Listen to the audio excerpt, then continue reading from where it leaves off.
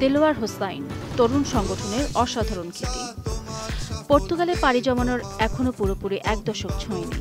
বয়সে অনেকের চাইতেই নবীন, কিন্তু কমিউনিটিতে তার গ্রহণযোগ্যতার পরিধি অনেক বিশাল। পর্তুগালের বাঙালি কমিউনিটির সকল মত আদর্শের কাছে সমান জনপ্রিয় যে মানুষটি, তিনি হলেন দেলোয়ার হোসাইন। মাত্র ২০১৪ সালে পর্তুগালে বসবাস করা শুরু করলেও তিনি তার মেধা, মনন, কর্মতৎপরতা, সর্বোপরি একনিষ্ঠতা, সততা এবং পারস্পরিক শ্রদ্ধাবোধের কারণে স্বল্প সময়ের মধ্যেই কমিউনিটির প্রিয় মানুষে পরিণত হয়েছেন।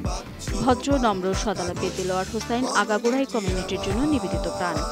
অগ্রজ অনেকে থাকলেও তাকেই বাংলাদেশের ক্ষমতাসীন আওয়ামী লীগের ভারপ্রাপ্ত সাধারণ সম্পাদক হিসেবে দায়িত্ব প্রদান করা হয়েছে।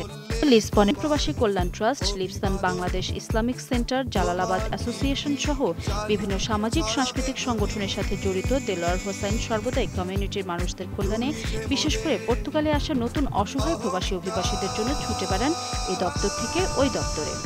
প্রবাসী দেশীয় সংস্কৃতি, কৃষ্টি বিকাশে যে কোনো কর্মকাণ্ডে তার রয়েছে সরব অংশগ্রহণ। একজন সফল ব্যবসায়ী হিসেবেও তার সুনাম রয়েছে।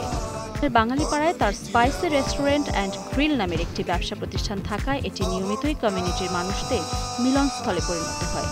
লিপসনে গিয়ে তার আতিথেয়তা গ্রহণ করেননি এমন মানুষ খুঁজে পাওয়া মুশকিল। সিলেটের বিয়ানীবাজার উপজেলার তিলপাড়া ইউনিয়নের দক্ষিণ দাসুরা গ্রামের মোহাম্মদ ইসলাম উদ্দিন ও জ্যোৎস্না বেগমের সন্তান দেলোয়ার হোসাইন পর্তুগালের বাঙালি কমিউনিটির সকলের কাছেই একজন সজ্জন হয়ে উঠেছেন।